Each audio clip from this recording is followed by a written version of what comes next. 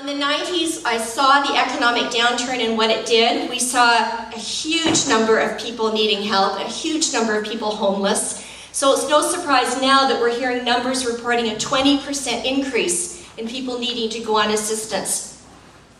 And that's what poverty is. It routinely equates to evictions, hunger, and deprivation, and ill health, and it's all throughout this riding. And so what's the Liberal response been? Small 2% increases in social assistance rates. Reductions, cuts to the provincial housing budget, cuts to the healthcare system, including, for example, eye exams, and then a new tax to hit people when they're already down. What's been the Liberal response? An inquiry into the Al Gosling death? The elderly St. Jamestown resident who was evicted and then died homeless, like many seniors in this riding. The Liberal response? Talk of poverty reduction and consultations as if poverty was a new concept. Would we talk about reduction in racism? Would we talk about reduction in child abuse? No. We would talk about zero tolerance and bring in policies to say never again.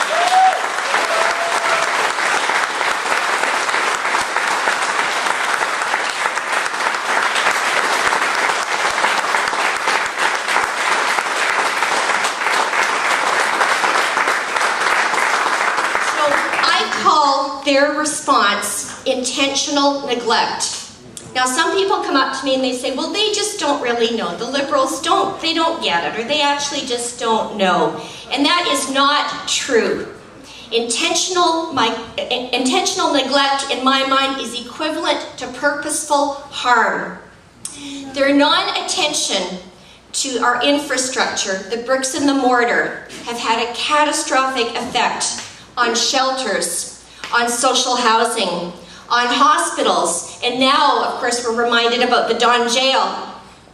Whether it's water damage in apartments, bed-bug-infested buildings, MRSA outbreaks in hospitals, some shelters are now reported as not meeting the United Nations standards for refugee camps. The Don Jail is now being reported as not meeting the United Nations standards for correctional facilities. That is shameful.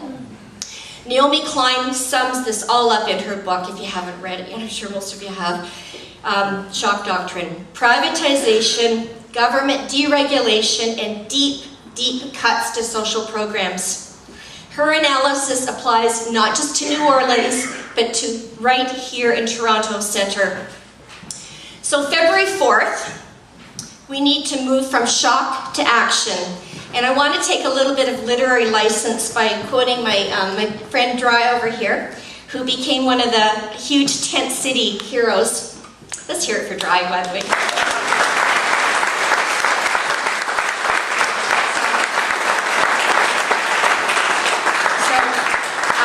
Dry came to Quebec City with us for a protest outside the Chateau Laurier. And that was part of the momentum that led to the first federal-provincial housing agreement that Ontario, I think, took a couple of years to sign. Dry gave perhaps the shortest speech in the history of housing rallies, but in my opinion, it was the best. And he said, "We are all we. We need to convince the other we that we need help. We need housing. We need housing." So I think that speech can be, it's in my book, by the way, but the reason I say it today is that speech could be, we are all we need to convince the other we that we need help. We need social programs. We don't need corporate tax cuts. We don't need cuts to education or cuts to healthcare. But the heart of this message is that we have to stand up and send a message to the McGuinty Liberals. The heart of this message is that we need to convince people that they count and that they need to vote, and that by voting NDP, in this case for me,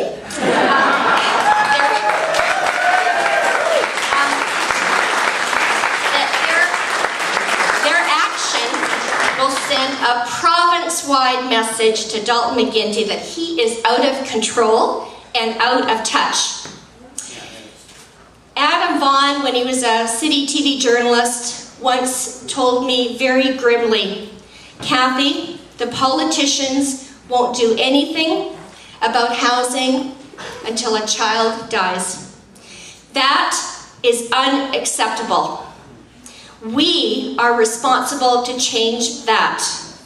So please make the decision today. Work with me. Bring our voice to Queen's Park, our voice, and let Dalton McGuinty know that we are all mad as hell and we do not have to take it anymore. Thank you.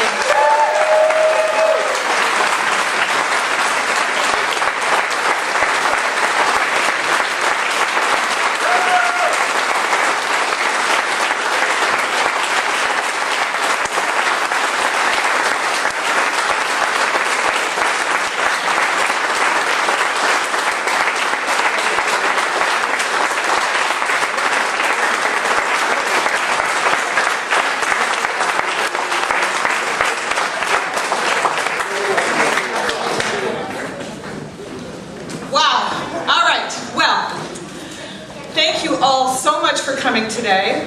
We now have an office, and I want to let everybody know that we have an office that will be opening up tomorrow as our campaign headquarters, located at 430 Parliament Street, just north of Gerrard, south of Carlton, west side. We have a whole lot more money than we started with about just an hour ago. So I want to tell you that thanks to your generosity, we have just raised $15,650.